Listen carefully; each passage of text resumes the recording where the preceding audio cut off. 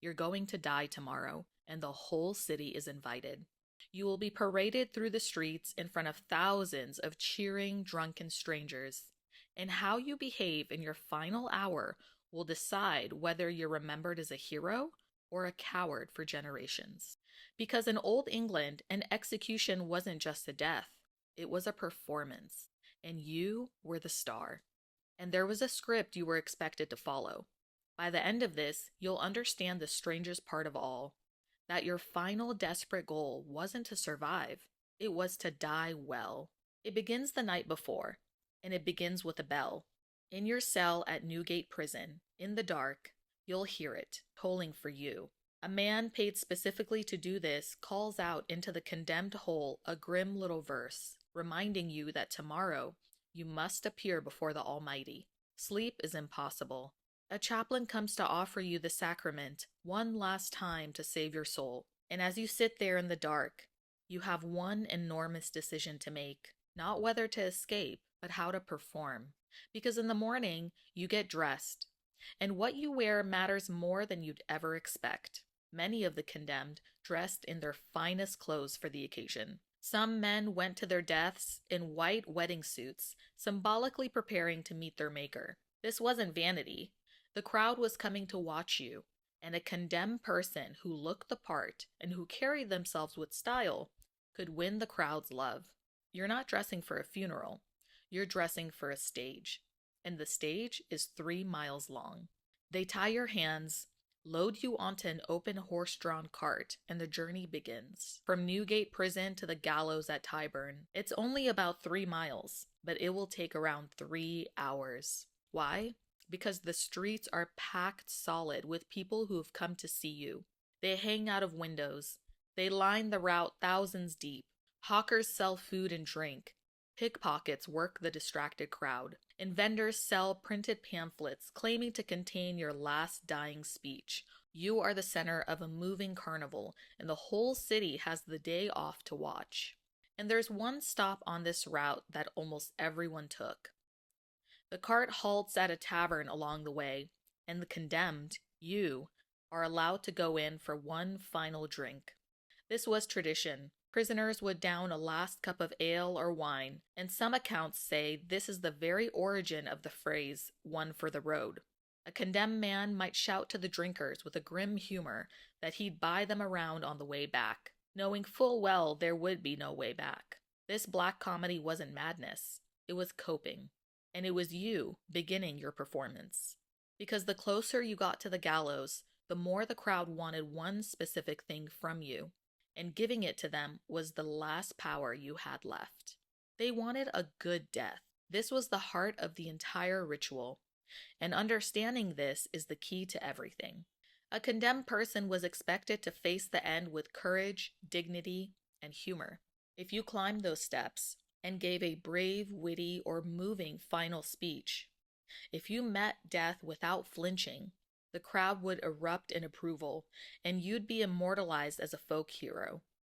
People would buy ballads about you. They'd tell your story for years. But if you wept, begged, collapsed in terror, a bad death, the same crowd would jeer and mock you. So your final act on earth became a strange kind of theater, where the goal was to perform at your own death so beautifully that the audience loved you for it. And the stage you were heading towards had a grim nickname. They called it the Tyburn Tree. It wasn't a tree.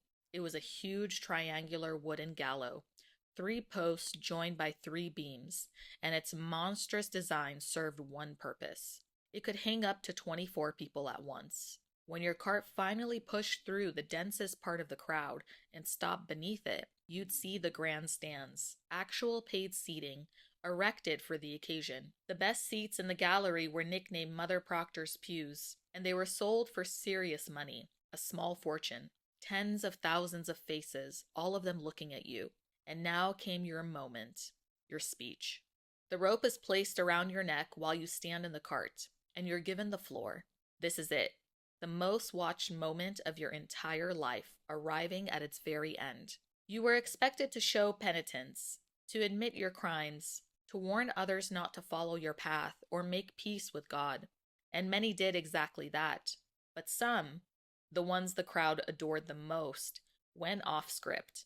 They cracked jokes, they protested their innocence, they gave defiant, rebellious speeches against the law that was killing them.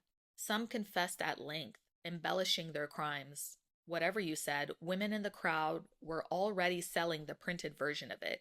Your final words would outlive you by centuries. And then, the performance ended the only way it could.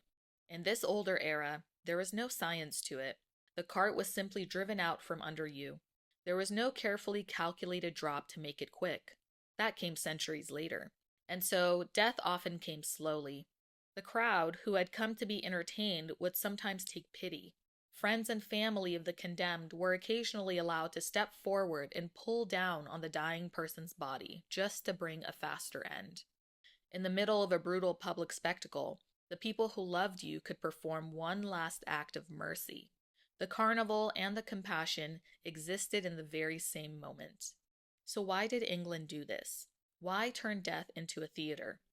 Well, the official answer was deterrence. The law wanted everyone to see the price of a crime, to be terrified into obedience. But here's the irony. It didn't really work. Pickpockets worked the execution crowds. Spectators who watched a thief hang would go commit thefts themselves.